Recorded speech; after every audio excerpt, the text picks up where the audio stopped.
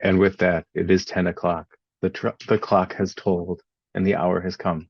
Good morning, everybody. Welcome to the koha-US Systems Administration SIG, where we talk about systems administration and all the stuff that lives in the admin module of Koha. And then when we're tired of talking about that stuff, we talk about SQL instead. Hello and good morning and welcome to Tuesday. How's everybody doing? Hooray. I feel compelled to remind you all to vote because we're voting for koha-US officers. I don't care if you vote for me, but you should vote. If you don't vote for me, you should vote for oh God, just lost Ed's name. I mean, it came back obviously, but for a second it was just not there. The other vice president candidate is Ed, who's totally cool and would do a great job. Anyway, does anybody have any systems administration things they want to talk about? Bugs or system preferences or general headaches? I did an interview with Christopher for a promotional video this week, and he asked what types of questions I wish we had more of in this SIG. And I said it would be cool if sometimes we talked about successes instead of problems. So like if you've done something that's awesome that you want to share, we'd be happy to hear about that too. What system preference have you bent to your will to make it do some terrible thing that it was never invented for? Well, no one wants to admit. We're doing our evil in darkness.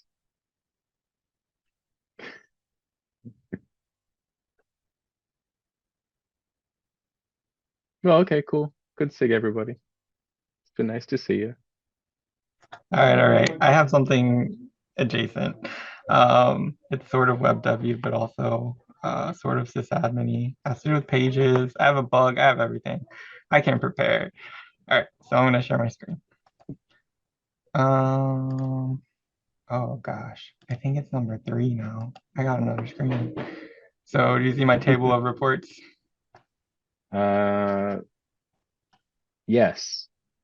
Just took me a Okay. while to realize that was what I was looking at. So yeah. So this was my old way of doing cleanup reports, which is housed offsite on a different website, and it's called just raw HTML with some extra code and stuff. And I was like, why not use pages for that?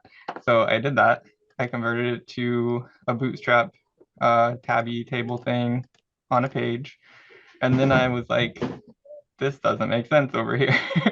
So whenever you create a page, it just files it under tools. So the breadcrumbs go to tools and you get the tools sidebar.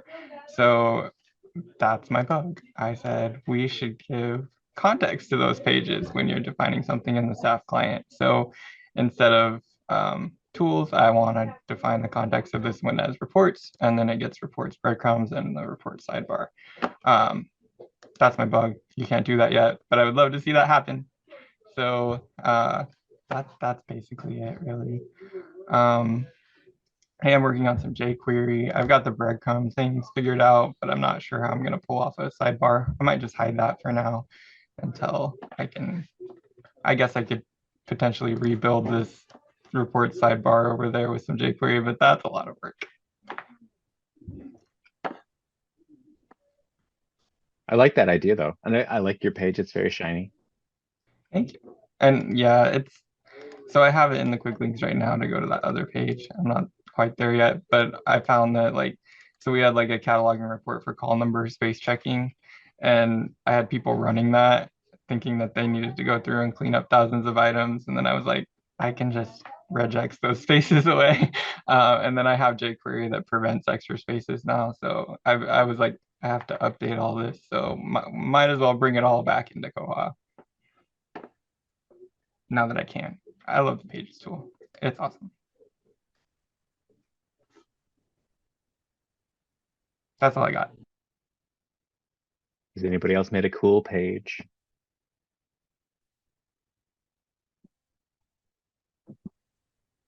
I use the pages to publish the report results actually with pulling in from JSON, which in data tables, jQuery, which just works beautifully. And I don't have to give permission to the full reports module for everybody who needs just a couple of reports. So it's like, here, go here. Here's the report you need. Here are your results. So I use it for that. I'm looking at that bug right now.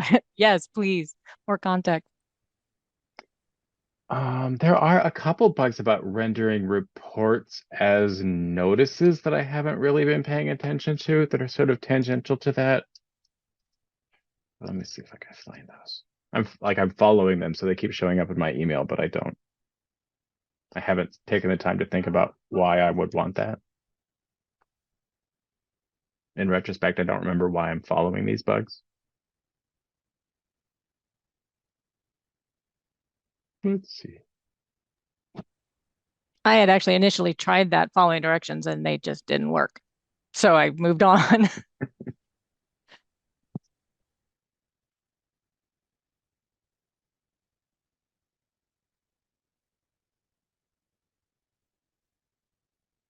Oh yeah, here we go.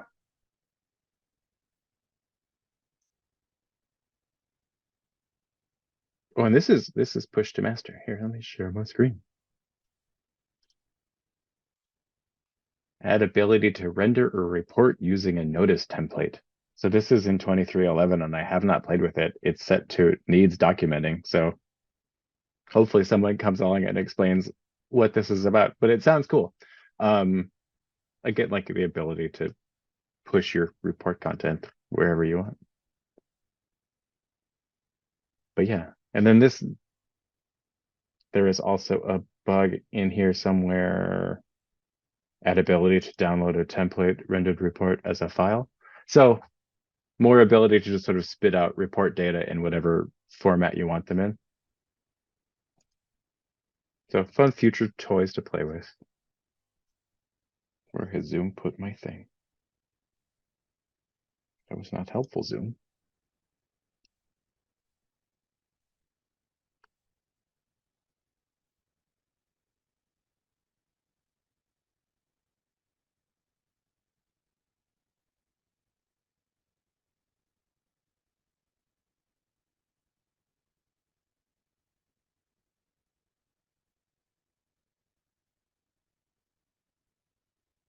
Trying to think what other fun conversations have come up, like in Slack or anything over the past couple weeks.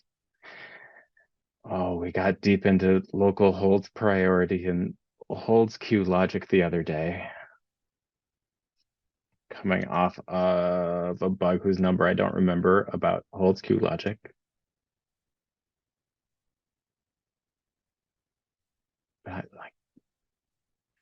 But nobody's jumping up and down and saying they really want to talk about holds, so let's not.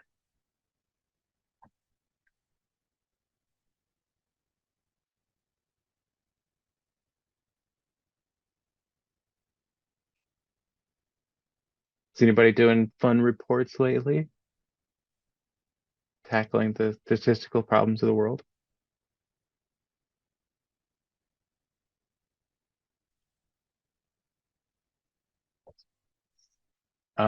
A month or two ago, I had asked y'all for assistance on a report to figure out when items are checked out from one branch and returned to another one, looking at floating stuff, and we'd kicked around a few ideas. I did ultimately on that report end up joining the old issues table to the statistics table based only on return date, which worked well enough. It'll cause issues on any item that's getting returned multiple times a day, which is fine. We don't have that many things that get returned multiple times a day. Obviously, that's going to be a larger issue for libraries that are busier with laptops or whatever. It worked pretty well. I was able to track. Interestingly, we've got like a couple libraries that people love to check things out from and return them other places, and it's like statistically meaningful, but utterly inscrutable as to why patrons are the way they are. The big SQL problem always. I found the number, but what does it mean? We do not know.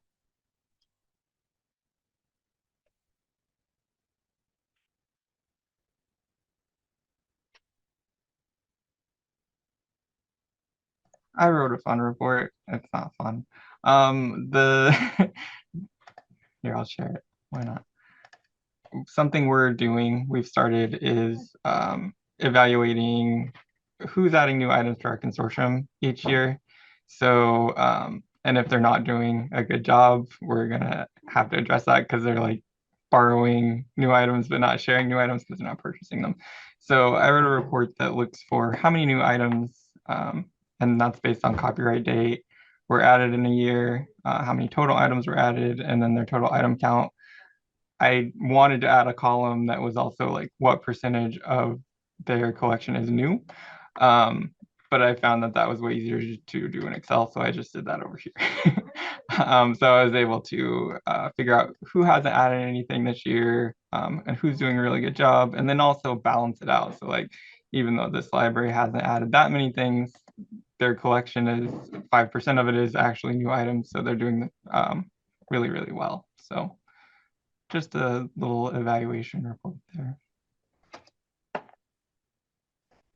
And I can share the sequel if anybody wants it. It's using like some case wins and stuff. And it's all basing on the year you put in. So I put in 2023. It's giving me, yeah, those stats I just talked about. I'm sure I could build in the logic with the percentage if I needed to. Is that evaluation based off of just that branch's collection? Yes. Okay. Is that a shared report somewhere? No, I just wrote it earlier this week. So, but I can pop it in the chat. I haven't put it on the wiki or anything. I am busy. Why are you holding back?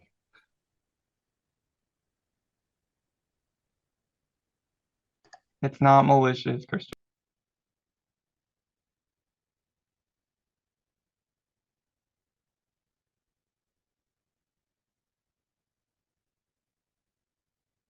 My big SQL journey lately continues to be trying to figure out whether or not we're doing good things when we move books around between branches and whether or not it makes books want to get checked out more.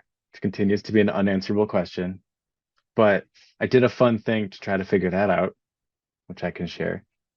Oh, good. Jason put his ooh, no, I'm going to sidebar to what Rebecca said because things other people want to talk about are inherently more interesting than things I want to talk about.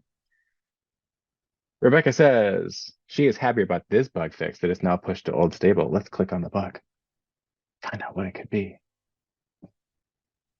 Oh, it's about ERM. Access to ERM requires Okay, yeah, that sounds bad. That sounds like if you were using ERM, anybody who got to see any ERM data also got to change system preferences. Cool, that's a good thing to change. I think it's good to not make more people able to change system preferences. Just give them the keys to everything. Who cares? And it looks like that has been pushed to 22.11.12. What are we on? I can't keep track of those point releases. Yeah, I've seen a few bugs this morning that have been backported to 22.11.12, which is great. This is the thing I should share my screen for. If you ever want to know what version of Koha you're on specifically, if you go in About Koha, it'll tell you your Koha version right here. So we're on 22.11.10. So we're a couple point releases behind getting that bug fixed to keep the ERM people out of the system preferences. You can also look at the front page. Oh, I forget that it's on the front page. Yep. That was a biggie. Oh yeah, right in here. Boop, boop. And does that take me back? Oh, here, okay. That about page, honestly, I don't know if this is true for folks who are not, I suppose it's not. If you're Bywater, it'll tell you what Bywater branch you're on specifically. If you want to get really, really nitpicky about what your code base is. Because I could go to the Koha GitHub and look at the code for 22.11.10, I can also go to the Bywater GitHub and look at this release, which is probably almost identical to the community version. I know Bywater tries not to throw too much random junk in there, but there are probably a few things that are different. Do they explain what the differences are anywhere? I've not seen that all written down anywhere. It would sure be nice to know why, they're skewing slightly from what's out there. Yeah, and the trying to think if I can think of a specific example of something that used to make it different, and I don't know specifically. I know there are occasionally things that like some Bywater partner needs desperately that they put in the whole build. We got, Yeah. I'm sorry, we got somewhat burned by one with the 22, whatever the last major update was. Right after that, they were pushing out the new limit editing items or bib records by library groups. Oh, sure. And that they snuck that new permission in on that one. And that messed us up for several days while we tried to track down what had happened. And it still broke something that we were normally doing that I'm hoping they can fix for us. But they snuck that one in without mentioning it. And ideally, they're not ever adding anything to their build that isn't already in master Koha or hasn't already been QA'd. But that still is, I mean, it's sort of pushing you more cutting edge. We just hit our 1-year anniversary from migration, and that was our first upgrade. So we have a internal test server, and we just downloaded the basic Koha. We didn't realize there were 2 different versions. Yeah. So we spent 3 days looking at our test server and not finding what was going on until that's when we realized there was actually a difference. Yeah, it makes sense, unfortunately. Yeah. I have a question about releases. I noticed that some of you tend to lag behind the newest release. Is there a reason for that?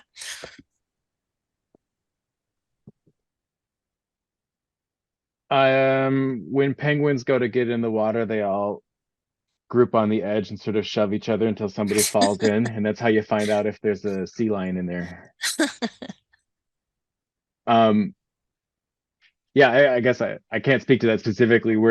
We're not lagging behind anybody else at Bywater, but yeah, I know that there are libraries that ask to be a little later in the group because they've got something particularly fragile or nervous making going on that they're worried about getting broken.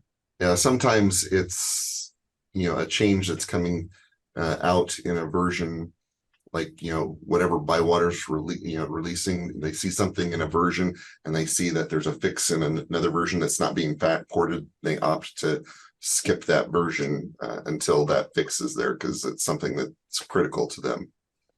Got it. Yeah.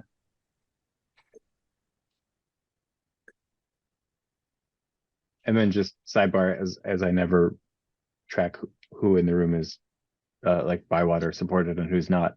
Bywater as a whole is lagging like a full version behind community. So when the community releases when they release 23.05, Bywater will move. No, that should be past tense. That should be past tense. When the community did release 23.05, that was when Bywater moved people up to 22.11 within. I didn't realize that. And the logic there is the same as Bywater wants to not put all of their libraries on the newest version because the newest version is going to have more bugs because fewer people have touched it. Mm-hmm.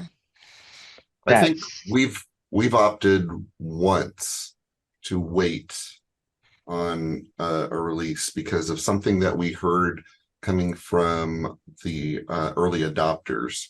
And that's something that's really important, know who your early adopters are and, make sure that they're talking in the community and at these meetings so that we know what's going on, what's being addressed and when it's coming out, because sometimes you don't want to jump on the next version if you think it's going to impact you negatively. And then that is a fair point. Bywater's got a group of libraries within their partners who have elected to be early adopters. So they go to whatever version Bywater is bringing everybody else to, those early adopters go a little bit early. And again, just sort of to be brave and check for sea lions. I feel like we need an early adopter channel in the Slack that, you know, our early adopters can go in there and report things that they have found and the status on those things. That would be kind of nice to be able to browse through those things. Yeah. Anecdotally, I know that even though Bywater is holding all their partners back from the latest version on the hope of bugs being found, it still remains the case that the vast majority of bugs that are found in any version of Koha are found when the bulk of Bywater partners land on that version. There's not a critical mass of users who are out ahead of the Bywater gang. There are people, like, I don't mean to sell that short. There are bugs that are found. But I know I've heard the idea floated that it wouldn't make that much of a difference if Bywater just like jumped ahead to being on master, not master, but you know, the most latest stable release instead of one release back. If we could just get all libraries to use Koha the same way, Yeah, we wouldn't have these problems. the second part might be a sticking point.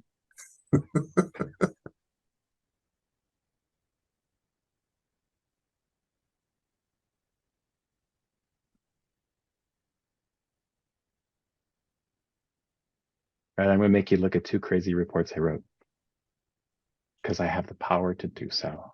Mad with power. All right, so I wrote this big goofy report here, checkouts per month since acquisition, that takes every item we added in fiscal year 22 or 23 and asks, how many months has it been in the collection? And how many times has it checked out across up to 24 months that it's been circulating? And then for each month since acquisition, did it get checked out in the first month we owned it, in the second month we owned it, and on through? This is like an incomprehensible big pile of data, but it let me then take that and say, okay, across everything we added in that time period, 35% of our collection got checked out in the first month we owned it, 33 in the second month, and so on down for like that tail of how do things do over time. I was interested to see they kind of just pretty well even out at 10%. Things sort of, that's where they die. I expected them to die lower down to really hit a 0, but they've kind of interestingly evened out. This is all like messy math, but I think it's legitimate. I think it makes sense. The weirdest part, like, to think about was if we've only owned a book for 3 months, I don't want it to be included in my calculation of the percent of the collection that circulated in its 4th month. If that makes sense. Anyway, this made a nice graph. And then I said, ooh, graph. Although, of course, Koha's chart didn't make it nice. I had to put it in Excel because it needed to be transposed columns into rows. And I wasn't smart enough to figure out the SQL that would give me this in rows instead of columns. I think it would have been a lot of subqueries and unions in a way that would have made Koha really sad. But yeah, this SQL got a little long, not complicated, but long. Repeated a lot of things to figure each month. I feel like MySQL needs some sort of like for each statement where I could sort of define a loop and say, do this 24 times for each month down the list. Christie asked if those reports are on the wiki, and they are not yet, but I can put them there.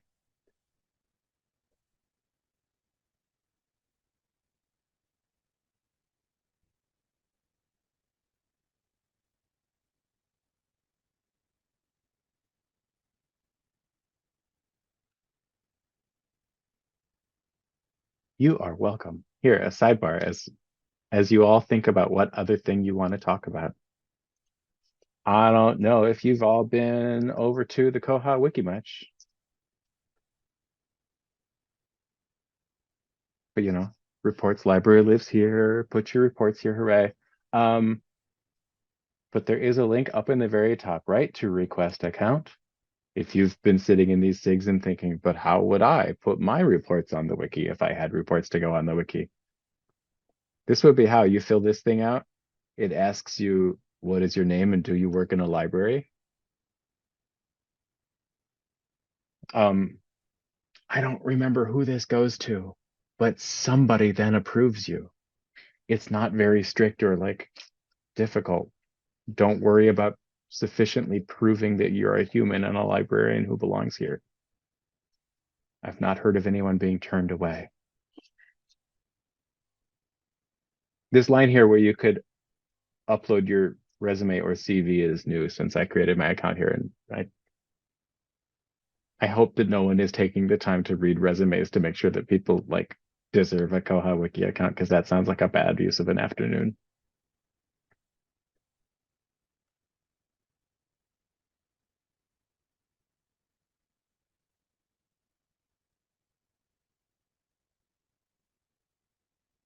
Nobody jumped up with a topic by the time I finished talking about the Koha wiki. Everyone got too excited and ran off to make their Koha wiki accounts. Okay, I have a question. What's up, Sally? Yes, we work with Patron Point to send our notices instead of using the built-in koha notices. And we're limited in that case by what's in the API. And I'm having trouble. One of the notices I want to send is a cancellation notice when a hold is hopeless and we've canceled it, can't be filled. Cancellation reason is hopeless. And what I'm having trouble with is I can see a list of active holds in the API, but once the hold is canceled, now I can't get it to send information. So basically I want to give me a list of all the holds that were canceled yesterday, reason hopeless with the biblio number and the patron ID so we can send those people a notice. Mm-hmm. Is there a setting in the system settings somewhere, system preferences somewhere that says you can have that information? Because I know it exists. It's in all the reports. You can get it out that way. And in the API, it says it should be available. And yet, as soon as the hold is canceled, it stops being available in the API. So there must be something missing. I'm hoping there's something I'm missing. And it's, oh, just turn that on.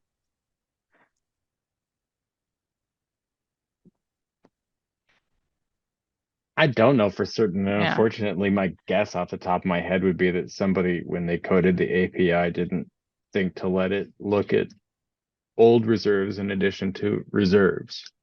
Yeah.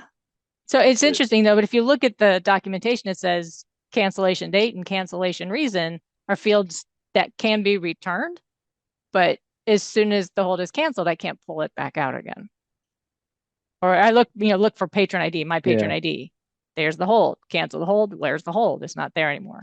So I don't know. So we've hit a little stumbling block there on that one. I was going to open a ticket with Bywater to see if they had answers, but since y'all are here, maybe someone there knows the answer. Yeah, and I can see where the API says that it will return those fields, but my guess is that that's just because those are really fields in that table. Yeah, like it will return those for things that are in the reserves table that'll never have values in those fields. Right. So yeah, it's like technically accurate, but not at all helpful. It's an aspirational field.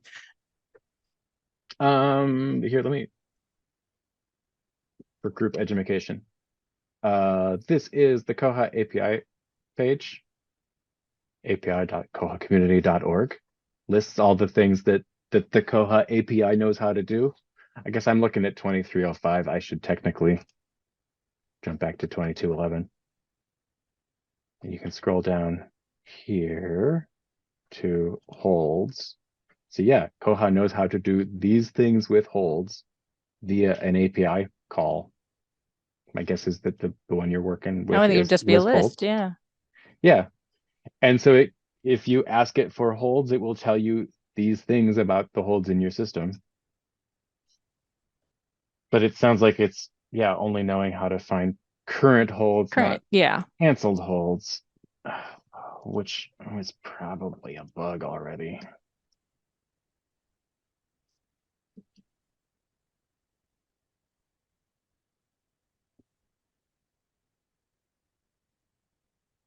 Well, maybe not. This terrifying bug.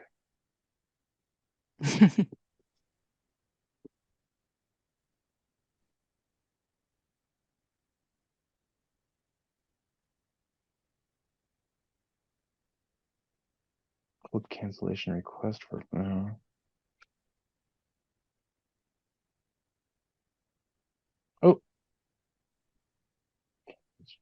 Oh, maybe there is there.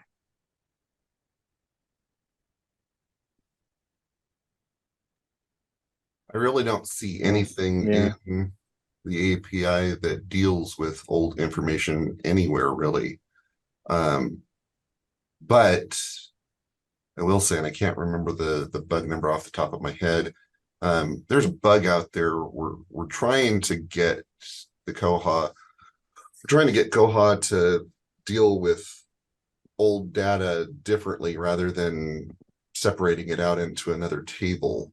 And I would hope that Koha goes in that direction rather than trying to develop all these things that look at the deleted tables, because we're hoping that data stay, we want that data to stay in place so we don't break links and, just mark them as deleted and when they were deleted, so we can, maybe down the road in the future, be able to undo things easily or maintain links.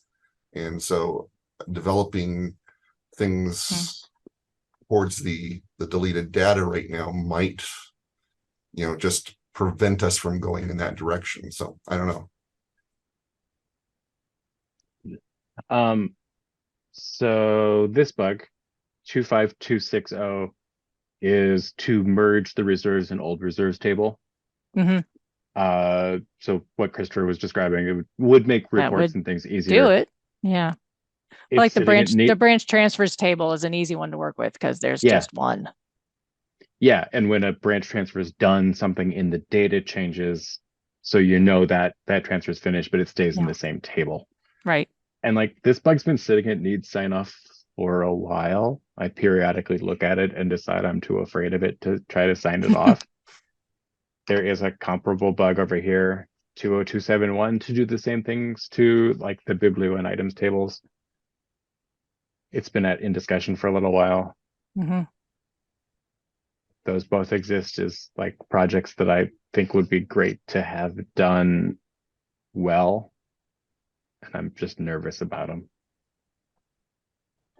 But those are all tangential to your question about API calls to get canceled hold info, which I think probably your original plan of opening a ticket and pestering Bywater about it is a good place to start. Yeah.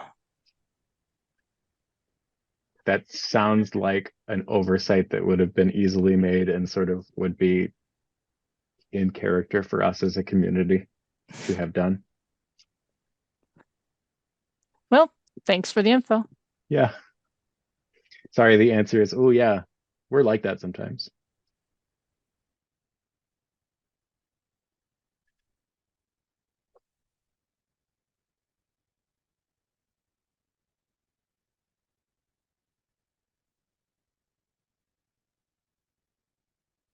That said, while you can't go the API route, I still rely on some old methods of grabbing information from reports to get what I need where API lacks. I thought about that. If I can get Patron Point to look at the JSON output of a report, but yeah, I don't know if they want to go that route or not. I'll talk to them about it, but I'm not I think they want to stick to the standards as opposed to a report where the numbers can change and the info can change, because they want to build things that they can just share with, if we get this report created for us in Koha, then any other Koha customers could make use of it. Yeah. So Patron Point uses the API to grab data that it then formats into your notices. Right. beautiful notices. Yeah. And it's actually been working really well for us.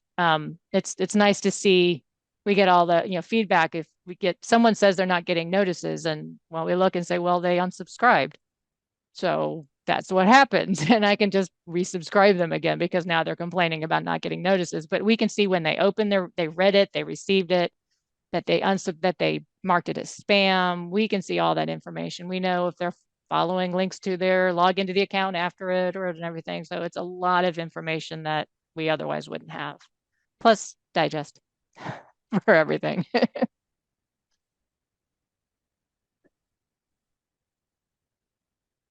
So are you doing, let me think how to phrase this question. Are you doing most of it through Patron Point's interface? Like you go to their website and look We up go through, patrons right. there? Patron Point has provided us an interface. And the other thing with it is if we weren't using Patron Point, we have a whole graphics department, communications department. And before we moved to Patron Point, I was like, give me one graphic, make sure it never needs to change because that's all I'm ever going to use. And all the notices are, that now she can log in if she wants to change what program we're advertising through our notices and the pickups and the holes and all that. She can just change it whenever necessary. And I don't have to do it anymore hard, in HTML code and making sure it doesn't break the rest of the link. So it makes it real easy for other people to manage those things, which they're much better at than I am. I can make it work, but I can't make it pretty. She can make it pretty. Mike asked in chat if your hold pickup notices are digested in Patron Point. Yes. Hold on a second. I can share my screen, show you what one looks like if you're interested. Actually, I'm actually logged into Patron Point. Digested hold notices are coming to Koha in 2311. They're pushed to master. But 2311 is a long way away. Let me see.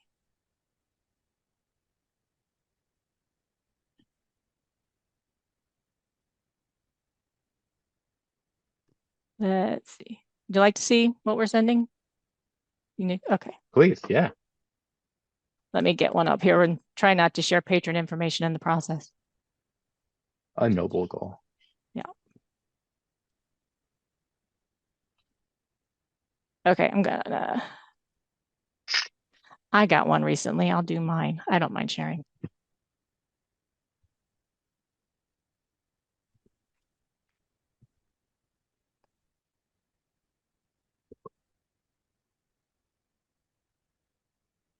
Let's see. Here's a hold pickup.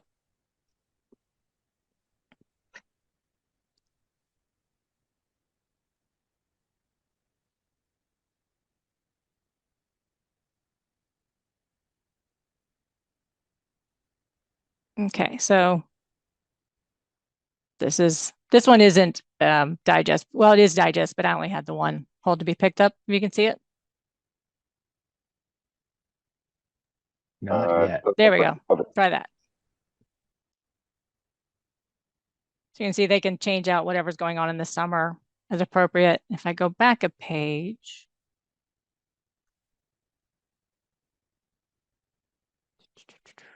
Close this window. Zoom's got in the way of my browser buttons. Okay. You can see all the list of notices that I've received. This is my account, so I don't care. I got an auto renewal recently. I have 2 things checked out. Patron Point will do that for us, but we're having Koha do the auto renewals. There's that. I go back again. You can see that I read the email that was sent here. Here's an overdue notice. Yes, I had an overdue notice. So something that went overdue on me. Sometimes I let it happen deliberately so I can test things. That's certainly what happened this time. Getting cover images in the overdue notices is awful nice. Yeah. Oh, yeah. And Elvis, we were testing placing holds on vinyl albums. So the Elvis Presley Christmas album. So yeah, and it's just nice to be able to see all of that stuff. Also our newsletters that our communications department sends out, she sends them out through the system. That a reminder, there's a reminder notice. So yeah, we're real pleased with what it can do and how much we can see. It's just we're limited to that API information, which sometimes causes a little problem there. So anyway, that's Patron Point. Leverage, does it use the patron messaging preferences in Koha, or do they have to like opt in? It's if we have their email address, it's going out by email. It's basically you give us your email address and that's how we're going to send you your messages. And then we have a report that we use to identify everyone that does not have an email address and needs a notice. And we run those through Crystal reports to lay them out pretty and just send them on everybody paper. Gets all notifications, everybody gets everything. Everybody's getting notices. And if we have their email address in Koha, and they also send us bounce reports to say these messages bounced, and we can go in and add a message to their account to say this one bounced and clean up the addresses and catch that. They tell us actually here under reports exactly what's happening.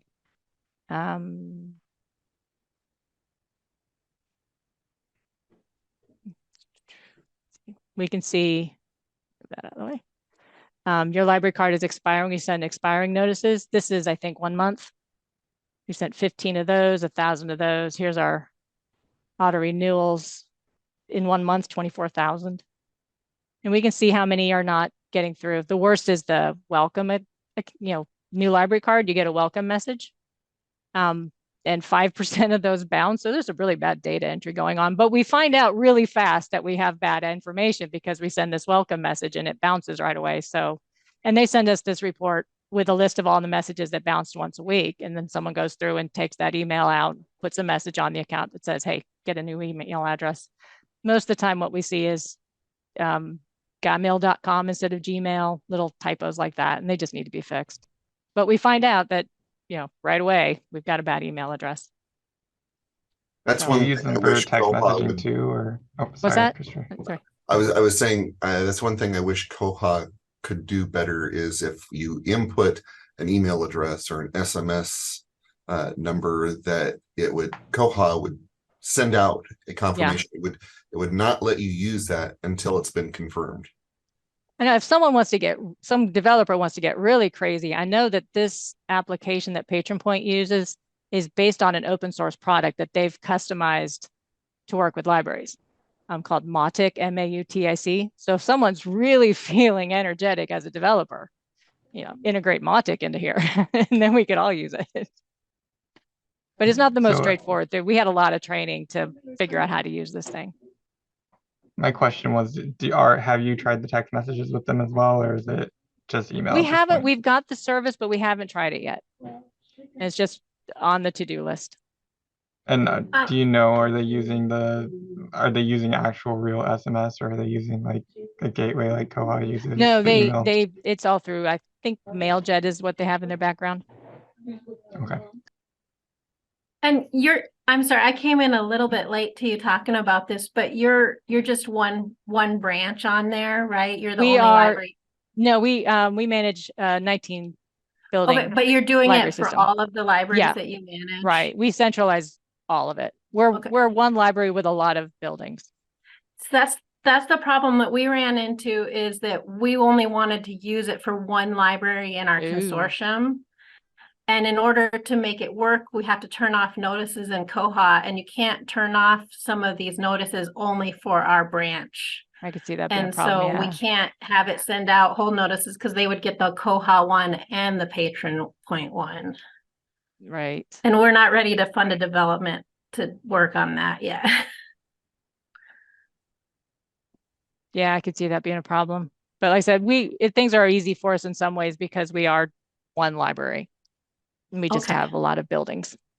Yeah, it looks like it's working really well for you guys. We use it still for our like newsletters and things, and we like that a lot.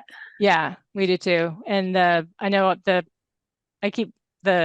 communications department has plans to expand the welcome newsletter into, because you can have it actually set up a schedule that on the Mhm. first day, send them, welcome to the library. Here's a list of things you can do. We're glad you joined us. And then 2 or 3 days later, it can send out another message automatically. And you can have a whole series of messages. And then if they Mhm. click on children's programming, then we can start a campaign of children's messages, email messages. And it's just really interesting how elaborate this thing can get.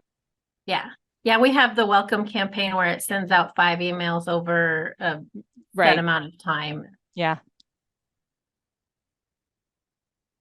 So I will.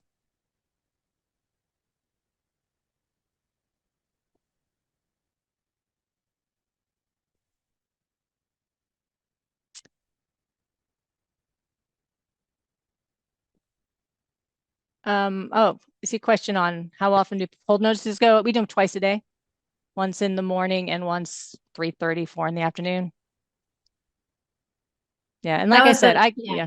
Go ahead. I was gonna say, that was your last two interesting. questions. Yeah. Sorry, I keep talking Sorry, over you. go ahead. Thought it was interesting that they want you to pick like a couple times a day. It doesn't go out automatically every time they get a hold like our Yeah. system right now. What Which do the I think welcome might be- messages do though? Whenever a welcome, they just kind of as soon as it sees a new account, it goes, here's your welcome message. But the hold pickups are twice a day. Yeah. Which is easier on the staff too, because they have a chance to get it on the shelf before the customer shows up for it. That was always a thing with the SMS messages. When we were on our others, they would just go out, and people would get there faster than we were ready for them. So, I will compliment our communications office. We have a fantastic graphic designer. She's really amazing. We're so fortunate to have someone with her talents in-house. She can make anything look good. So I can't make anything look good. I leave it all to her.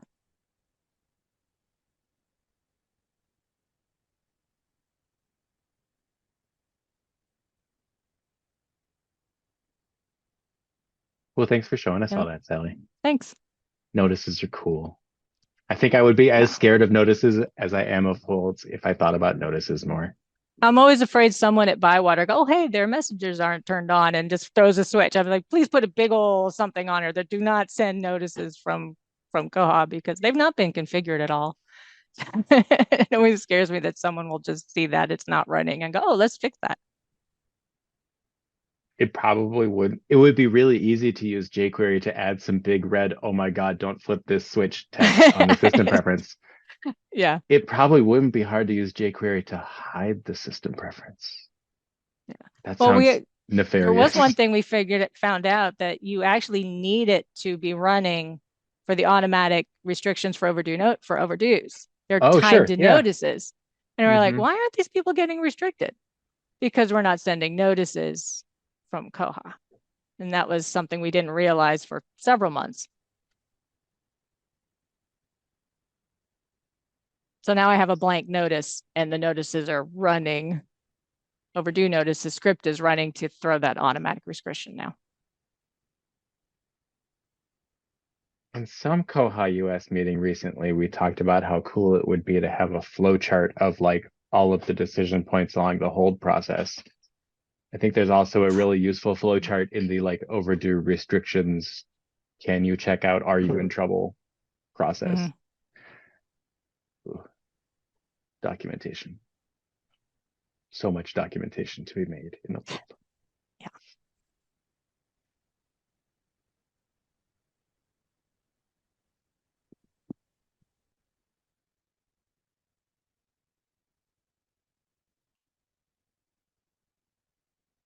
Well, folks, it's not quite 11, but the time moves forward. And I actually have an interview at 11, so I need to run away early, but I don't think you'll all be kicked into the void if I end this meeting. Mike says the overdue restriction does not block a patron from placing a hold, unfortunately. Is that a system preference? You know, there's one that asks whether or not restrictions block renewals.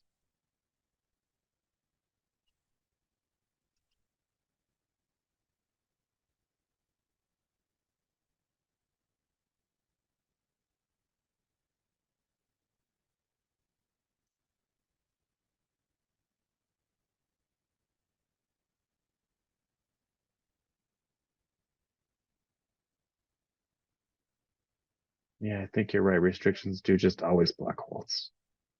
That seems like that should be a system preference, because that's what we need in this world, more system preferences.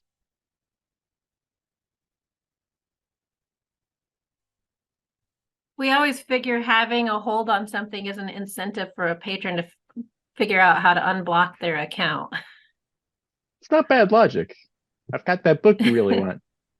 You could use template toolkit in your hold available for your hold email to say, you have a hold, but you have these things that will need to be addressed.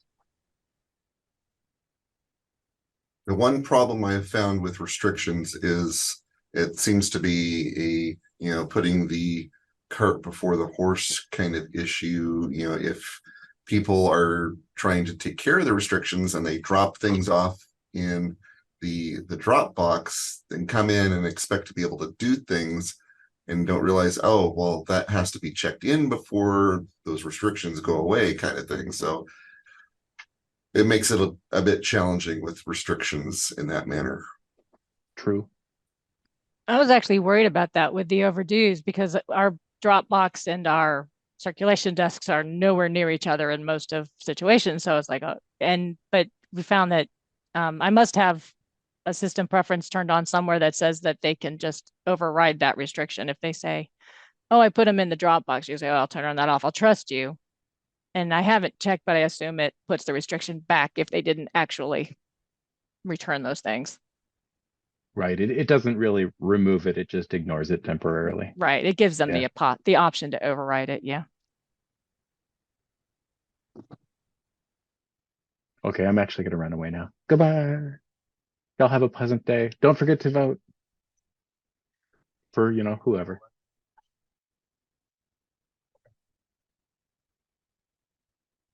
I'm making someone the host. Who will it be?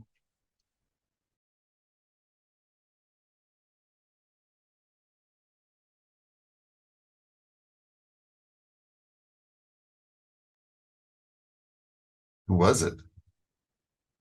It was you. It was me? How do I know? It says so on the participants list. You didn't even ask. How rude. Well, awesome. I have the power for a whole, what, 7 minutes?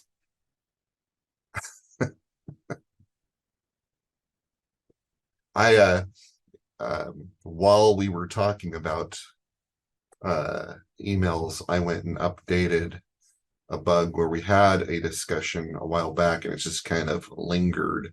It was bug 33633. Wrote in the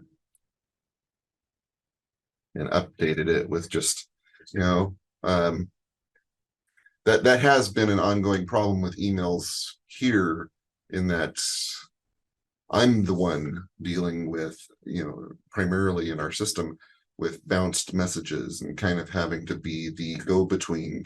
If we're getting bounced messages, I want to do something about it rather than just let our delivery system look at those bounce messages and say, hey, you're trying to send out all these failed messages to this address. We're just going to start blocking you for it. I want to try and prevent detrimental backlash for bad addresses. So I restrict accounts with messages, letting them know what the issue is and give them a chance to deal with it. But honestly, it would just be nice if, we did, and I threw this comment in there that I had mentioned a few minutes ago. It would be nice if we could just simply, if we put in an email address or an SMS number, that it would send out a validation link that in the account, it shows that it's unverified and it doesn't use it until it is verified.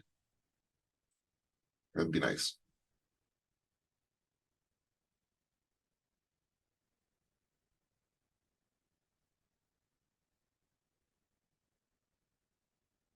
What else is going on out there?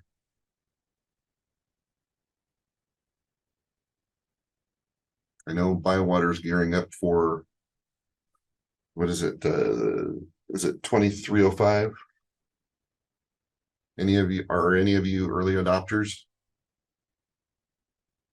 None of you are brave enough. At least we have a test server, so I get to preview a lot of that stuff on the test server, which is really nice, but still makes it challenging to catch some things in advance that when it's not a production.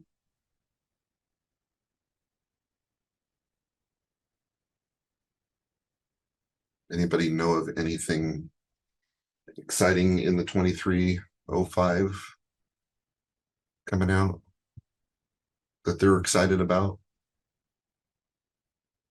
I skimmed through and made notes, but nothing's all that exciting to me yet. I know that the something that I am excited about is they're adding a class to the holds page where if it's suspended, you can latch onto that class and like emphasize the fact that it's suspended, because a lot of times people don't realize the hold's not getting filled because it's suspended. That's just a little thing. Also, I read that they're adding tracking on renewal type for statistical reporting, so you can distinguish whether it's an auto renew or a manual renew easier in your reporting.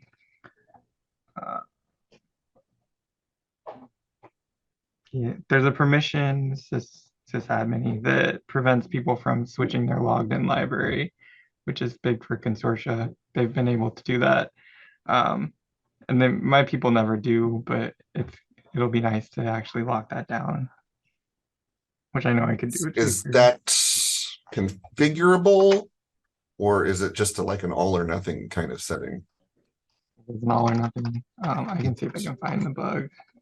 I have one staff member that floats between two different libraries, and so we do want them to be able to switch between branches depending on where they are.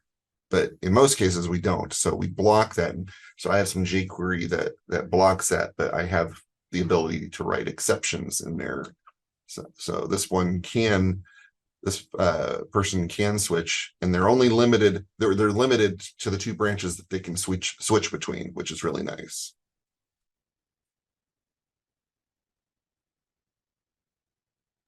There's the bug on that.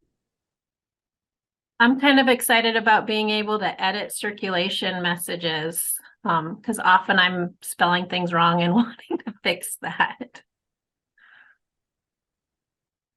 Yeah, and our development, koha-US development, is going to be in there where patrons can specify that they have read a message, and we can see that. That's going to be nice.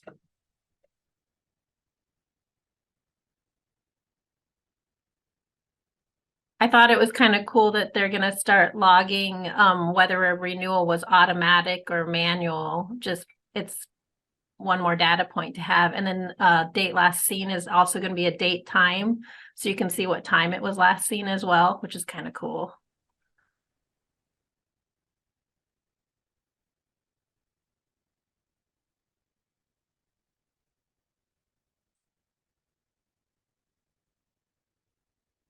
Less than a minute. One of the ones that I've been waiting on is the ability to add a default SMTP server. That's that bug. Because I have this issue where since I don't have my like general address set as an SMTP server, I'm getting bounces from individual branches that are using SMTP servers on the overdue fallback. So I think this will fix that issue. Very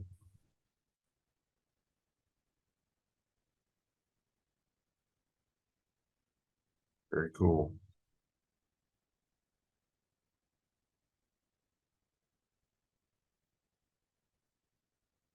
Well, we are approaching. Oh, there it is. We are done.